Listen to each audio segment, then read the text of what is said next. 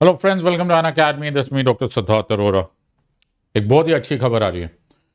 खबर ये आ रही है कि इजराइल और हमास के बीच में एक सीज फायर एग्रीमेंट हो गया है। Whatever they have thought is appropriate to end this war, इस टाइम पर उन्होंने ये फैसला कर लिया है कि लेट्स एंड दिस वॉर।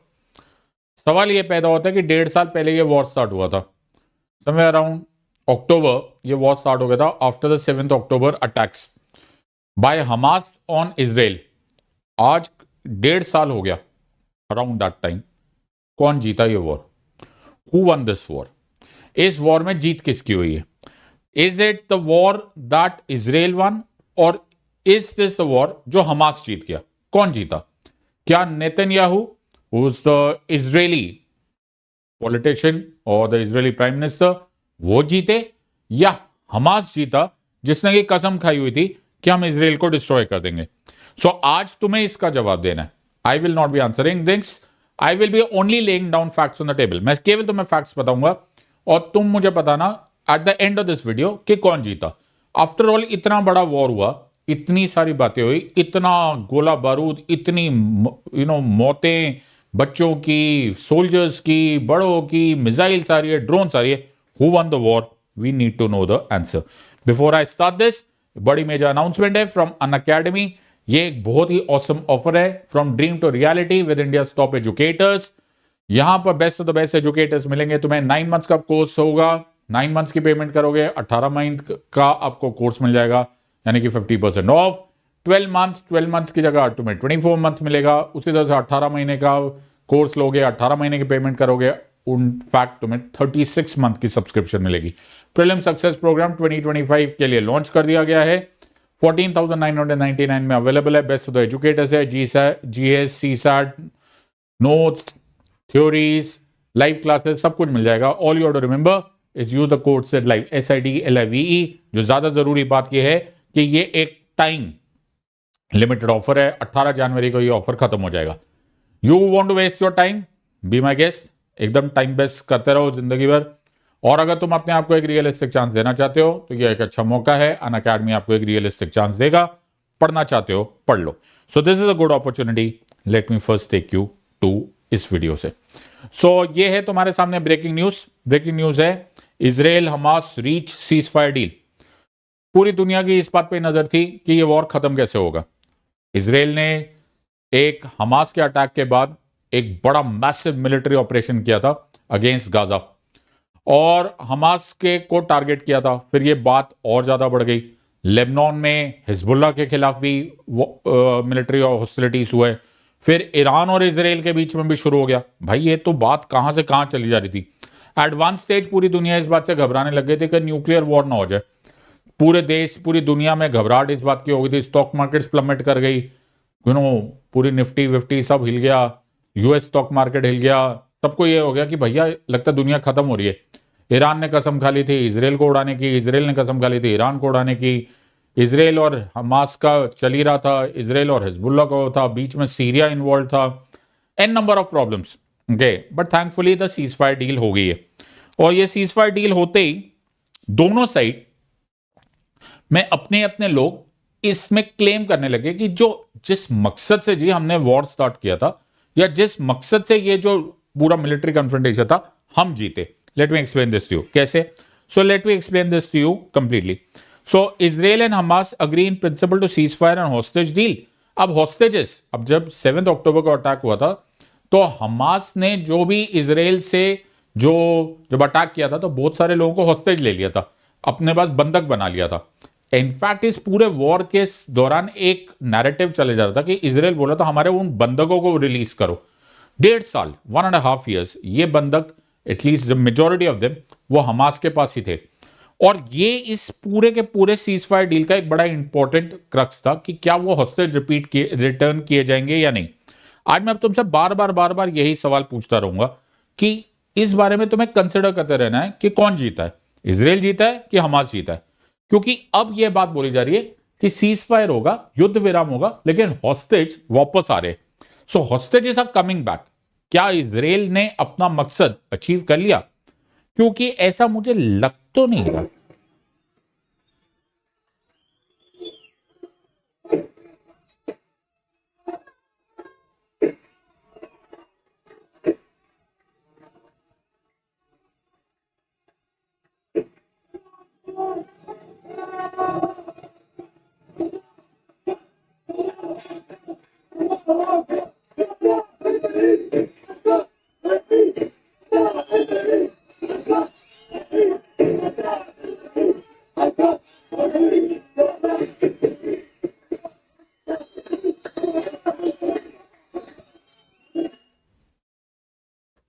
ये वीडियो देखकर तुम्हें लग रहा है कि इजराइल जीता है?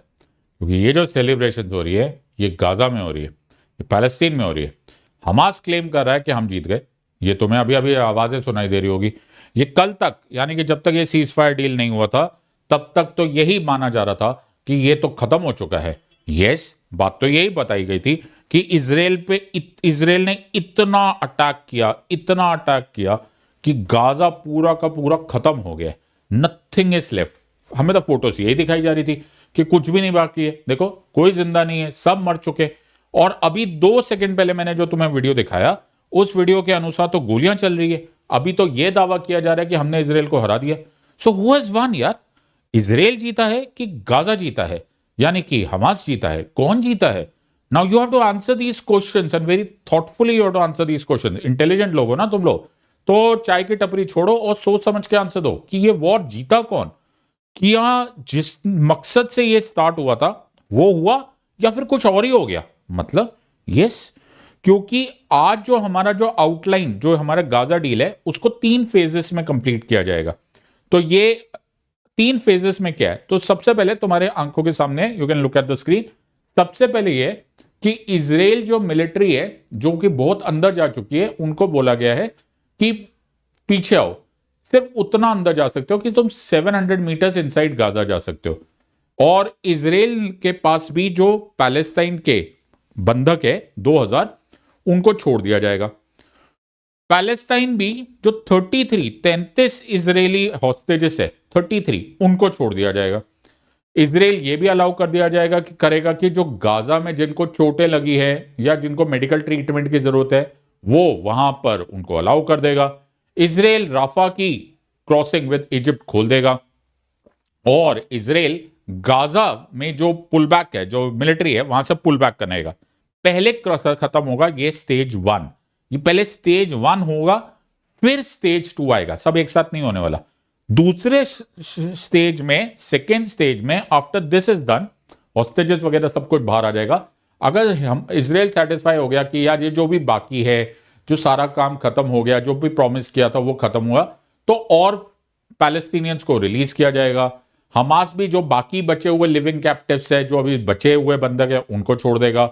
और फिर ऐसा माना जाएगा कि इजराइल वहां से शुरू कर देगा जिसको बोला जाएगा कंप्लीट विथड्रॉल, कि मैं जब पूरी तरह से वापस आ रहा हूं, आई एम कमिंग बैक, हम सारी फौज को वापस बुला रहे। ये तब होगा जब फर्स्ट खत्म हो जाएगा, इजराइल सेटिस्फाइड, फिर सेकंड फेज खत्म हो जाएगा। बढ़िया जी। फिर होगा थर्ड फेज। थर्ड फेज ये होगा, क्योंकि जो कि एक्चुअली बड़ा ही आगे तक बात चली जाएगी, कि जितने भी रिमेनिंग होंगे उनको पूरा काम वापस कर दिया जाएगा। 3 to 5 ईयर का, 3 साल से 5 साल तक का एक रिकंस्ट्रक्शन प्लान हो जाएगा। और फिर यह बात शायद सोची जाएगी कि इसके आगे गाजा को कौन एडमिनिस्टर करेगा, क्योंकि यह सब बहुत दूर की बातें। अभी के लिए हम लोग स्टेज 1 की बातें हो रही है कि जी अभी तो हॉस्टेजेस है, जो बंधक है, उनको रिलीज किया जाए, और that's the entire story. First, second और थर्ड फेज हो जाएगा, शायद सब कुछ ठीक हो जाएगा। लेकिन मैं तो सवाल कुछ और ही पूछ रहा हूं, अभी तक क्या हुआ है जी? अभी तक यह हुआ है कि गाजा को डिवास्टेट कर दिया गया है।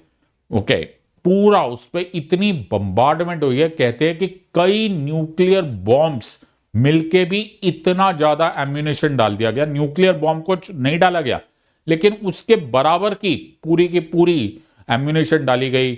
एयर अटैक्स हुए, थाउजेंड्स ऑफ लाइफ, शायद हमें पता भी नहीं चलेंगे कभी कि कितने लोग उसमें मरे, कितने लोग उसमें इंजर्ड हुए, उसमें से कितने सीरियसली इंजर्ड हुए।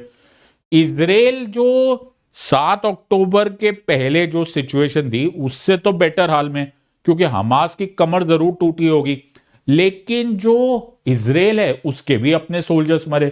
400 प्लस आईडीएफ यानी कि इजरायली डिफेंस फोर्सेस के सोल्जर्स भी मारे गए। एक तो हो गया ये नुकसान, दोनों तरफ से हुआ है। वहां पे ज्यादा सिविलियंस हुए हैं ऑब्वियसली इन थाउजेंड्स, यहां भी इजराइल के हताहत हुए सोल्जर्स मरे होंगे, और यह बात कभी किसी को क्लियर नहीं होगी। अब एक और बात है, मैं तो नहीं जानता, शायद कोई भी नहीं जानता, पर मुझे ऐसा लग रहा है इन माय अंडरस्टैंडिंग कि अगर कोई 0.1% भी चांस था ना कि एक दिन एक फ्री पैलेस्टाइन स्टेट अलग से बनेगा, तो जैसे 2 स्टेट सॉल्यूशन बोलते हैं, मुझे नहीं लगता अब इजरायलीज कभी भी इस बात को एक्सेप्ट करेंगे। वो बोलेंगे अच्छा राइट, अब हम लोग एक्सेप्ट कर ले, फिर से ये 7 अक्टूबर वाला अटैक नहीं करेगा अभी ये। तो अब तो जो थोड़ा बहुत भी चांस था ना कि एक बड़ा शांतिपूर्वक अलग से पैलेस्टाइन बनेगा, आई डोंट थिंक कि इजरायली सिविलियंस अब इसको एक्सेप्ट करेंगे। बोलेंगे एक और बात, तुमने पैलेस्टाइन बना दिया, अब तो वो घर बैठे जिस दिन हमारे घर पर जब अटैक करना चाहेंगे वो अटैक कर देंगे, 7 अक्टूबर वाला इंसिडेंट दोबारा हो जाएगा। तो मुझे ऐसा लगता है कि ये वाला सिचुएशन अब थोड़ी सी कम हो जाएगी। एक और चीज तुमने इस पूरे वॉर में नोटिस किया होगा कि अरब स्टेट्स जो थे, जो आमतौर पे साइड ले लेते थे कि इजराइल वर्सेस या वर्सेस इजराइल ले लेते थे, इस टाइम ज्यादातर लोगों ने कोई बड़ी स्टेटमेंट्स नहीं दी। सबने यही बात बोली कि ये शांति बनाए रखो, सेटल करो। For that matter even India ने भी यही बात बोली। नोबडी वाज टेकिंग साइड्स कि पैलेस्टाइन बनाओ या समथिंग लाइक दैट। इनफैक्ट पूरी foreign policy of the gulf थोड़ा सा पिवट अवे कर गई फ्रॉम द पैलेस्टाइन क्वेश्चन। क्या ये उल्टा नहीं पड़ गया? जो सवाल, जो शायद बात आगे निकलनी थी, वो शायद यू टर्न तो नहीं मार गई? मैं नहीं बोल रहा हूं, तुम कमेंट सेक्शन में डोलो, थोड़ा सा दिमाग लगाओ। So I am not placing useless facts on the table, I am actually asking you some very pointed question. सोच समझ के आंसर दो। क्या कहीं ऐसा तो नहीं हो गया कि पैलेस्टाइन बनते बनते ही रह गया, या फिर बनने वाला ही नहीं था? Who knows, let's see. So ये जो जो सपना है, ये जो इजराइल और गाजा की जगह, या रादर देन हम एक वो स्टेट देखने वाला जो कि एक्चुअली यूनाइटेड नेशंस ने 1949 में कर दिया था, क्या सच में एक पैलेस्टाइन स्टेट बनाने का सपना, जो कि पीएलओ की तरफ से भी आया था, यासिर अराफात के टाइम पे भी आया था, या फिर उसके बाद ओस्लो एकॉर्ड्स में भी इस बारे में बात हुई थी, लेकिन क्या ये हमेशा के लिए ठंडे बस्ते में चला गया? हु नोस, क्या पता। अरे यार, एक और प्रॉब्लम स्टार्ट हो गई, एंटी सेमिटिज्म पूरे वर्ल्ड में हो गया, ये ज्यादा फैल गया। इनफैक्ट तुमने देखा होगा, एंटीसेमिटिज्म मतलब जो जूस यानी कि यहूदियों के खिलाफ जो विचार होते हैं वो बहुत ज्यादा बढ़ गए। तुमने देखा होगा कनाडा में, यूएस में, यूरोप में, हर जगह एंटी जूस बहुत सारे प्रदर्शन हुए, बहुत सारी बातें होने लगी कि ये क्या कर रहे हैं, ये जेनोसाइड करे। मीडिया में जाकर देखोगे, बड़े बड़े जो पत्रकार है वो यही सब बातें कर रहे हैं कि ये क्या कर रहे हैं, ये जेनोसाइड करने की कोशिश करे या डिस्ट्रॉय करने की कोशिश करे। तो एक भावना आ गई कि एंटी सेमिटिज्म वापस राइज हो गया। इनफैक्ट इस बारे में कितने सारे बातें होने लग गई। साउथ अफ्रीका ने इंटरनेशनल कोर्ट ऑफ जस्टिस में पिटिशन लगा दी कि ये तो वॉर क्राइम कर रहा है Netanyahu, and so on and so fourth. ये एक अजीब प्रॉब्लम है। तो दिस इज अनदर प्रॉब्लम। कौन जीत रहा है, हिसाब रख रहे हो? हु इज विनिंग, अभी तक हिसाब रख रहे हो? तुम दोनों साइड के डैमेजेस देखो, दोनों साइड के इरादे शुरू के देखो, दोनों साइड के नुकसान देखो, और दोनों साइड को फाइनली क्या पैलेस्टाइन को पैलेस्टाइन मिल गया? नो। यहूदियों को क्या फेवर मिल गया? नो। उल्टा एंटी सेमिटिज्म हो गया। दूसरी बात है कि पूरा मिडिल ईस्ट की कहानी चेंज हो गई, राइट? इसी वॉर के दौरान 1.5 साल में क्या क्या हो गया। हिजबुल्ला जो कि बड़ा ही स्ट्रांग अपने आप को मानता था, वो तो सिग्निफिकेंटली डिस्ट्रॉय हो गया। तुम्हें वो पूरे के पूरे मिलिट्री ऑपरेशन समझ में आ गया। मुझे नहीं लगता कि लेबनान में कभी हिजबुल्ला वो ओरिजिनल हिजबुल्ला दोबारा बन पाएगा, और लेबनान को अब एक न्यू लीडरशिप की तलाश करनी पड़ेगी जिसमें हिजबुल्ला का इन्फ्लुएंस कम होगा। अब हिजबुल्ला का मतलब क्या हो गया? हिजबुल्ला को सपोर्ट करता है ईरान। ईरान के अपने बुरे दिन चल रहे इस मामले में। सो ईरान अपने ही अपने इनिशियल अनरेस्ट में है। वहां पर क्या क्या अपने ही जगह पर कब पटाखा बजने वाला उनका खुद को भी नहीं पता चल रहा। It is in its weakest position in the region since 1979। इसमें एक्सटर्नल और इंटरनल दोनों कारण है। इसमें अमेरिका भी है, इसमें वर्ल्ड पावर्स उनके अगेंस्ट है, और obviously there is an internal unrest. So ये एक और प्रॉब्लम है। अब एक मजेदार, किसी को बात ही नहीं पता थी, ये किसी ने सोचा ही नहीं था कि इस दौरान इजराइल का एक और इरादा पूरा हो जाएगा, that is to receive Assad. Yes, तो सीरिया में असाद की रेजीम चेंज हो गई। किसी ने नहीं सोचा था यार ये भी हो जाएगा। सो ये पूरा का पूरा सिचुएशन चेंज हो गया। यार एक जगह पर लगता है इजराइल के काम हो रहे हैं, एक जगह पे लगता है इजराइल को नुकसान हो रहा है, एक जगह पे लगता है पैलेस्टाइन का काम हो गया, गाजा फेवर में हो गया, एक साइड पे लगता है कि गाजा यानी कि पैलेस्टाइन का जो रियल मकसद था to establish a independent state, to establish a separate state, वही नहीं रहा। मुझे तो यही नहीं समझ में आ रहा किसको जिताया किसको हराया। अब सुनो ये।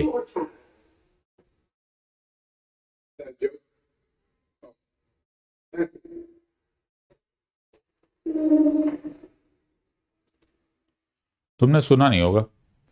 इसमें प्रेसिडेंट बाइडेन से पूछा गया, अब तो प्रेसिडेंट बाइडेन फेयरवेल स्पीच दे चुके, नए राष्ट्रपति आने वाले, और वो नए राष्ट्रपति जो डोनाल्ड ट्रंप साहब है, उन्होंने वादा किया था, उन्होंने प्रॉमिस किया था कि इनफैक्ट उन्होंने धमकी दे डाली थी, प्रैक्टिकली पॉलिटिकल सर्कल में, पॉलिटिकल भाषा में इसको धमकी बोलते, उन्होंने धमकी दे डाली थी कि हमास, याद रखना, जिस दिन मैं ऑफिस में चढ़ गया, अगर उस दिन तक तुमने ये हॉस्टेजेस वापस नहीं किए, बंधकों को वापस नहीं किया, तो तुम्हारा बड़ा बुरा हशर होगा।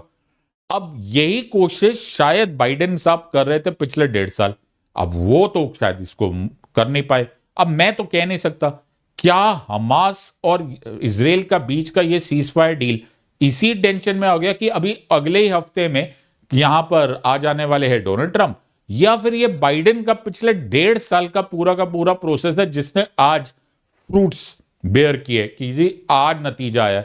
तो बाइडेन साहब से पूछा गया जैसे ये सीज फायर डील हुआ कि किसकी वजह से हुआ, हु टेक्स द क्रेडिट, और वो बोलते हैं इज इट अ जोक। फिर से सुनो। Credit for this is President you or Trump? Is that a joke? Thank you.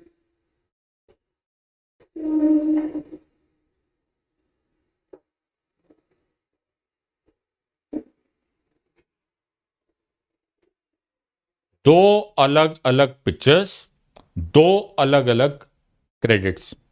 यहां पर है जो बाइडेन साहब, वो बोल रहे हैं कि मेरी वजह से हुआ ये सीज फायर। यहां पर डोनाल्ड ट्रंप साहब बोल रहे हैं मुबारक हो जी, मैंने करा दिया ceasefire. Who is the winner here? We don't know. तो पूरा वीडियो यहां पर विनर से ढूंढ रहा है। तो गार्डियन में ये वीडियो आया था, मैंने वहीं से लिया है। तो I am taking no credit to any of this is original. यहां पर सारे के सारे कॉपीराइटेड मटेरियल्स है। We are using that under free exemptions और fair use exemptions. So point यहां पर है, सब कुछ हो गया, कौन जीता कौन हारा मुझे तो नहीं समझ में आ रहा।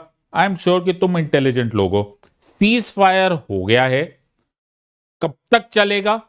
1 दिन, 2 दिन, 1 साल, 2 साल, 5 साल, जिंदगी भर? आई डोंट नो। क्या ऐसा हो सकता है कि अब उल्टा हमास को ज्यादा हिम्मत आ जाए और बोले देखो 1.5 साल इन्होंने हमको पाउंड किया, 1.5 साल इन्होंने इतनी बम्बार्डमेंट की, फाइनली ये लोगों ने सीज फायर कर दिया, अब इनके हिम्मत और बढ़ जाए और 7 अक्टूबर वाला ऐसा इंसिडेंट दोबारा हो जाए। अगर दोबारा हो जाए तो क्या इजराइल इस बार छोड़ेगा या इजराइल और जोर से रिएक्ट करेगा? Who knows. और अगर ऐसा हो जाए तो बात कितनी और आगे जाएगी, इंटरनेशनल थिएटर में इसके क्या रिएक्शंस होंगे? I don't know. So there is always a possibility. जवाब तुमने देना है, कमेंट सेक्शन तुम्हारे सामने है। Who won the war? Israel जीता या हमास जीता? सो वॉर में क्या विनर्स होते हैं? अगर होते हैं तो किस साइड पर तुम सपोर्ट करोगे और उसको जवाब देने की हिम्मत रखो। सो इजराइल या Hamas, and why? You have to answer this based on the facts जो मैंने तुम्हारे साथ अभी शेयर किए। तो तुम्हें इनफैक्ट सारे फैक्ट्स मैंने बता दिए, तुम्हारा जवाब का मुझे इंतजार रहेगा। लेट्स सी कि तुम कितने इंटेलिजेंट हो। सो जवाब देना and I will wait for those जवाब। I hope you have enjoyed this. एक छोटे से टाइम पीरियड में मैंने तुम्हें एक बड़ी इंपॉर्टेंट न्यूज बता दी है, तुम्हारे आने वाले एग्जाम में भी तुम्हें काम आएगा। आई hope you have enjoyed this. In the words of an academy, let's crack it. Until next time, God bless, thank you, and Jai Hind.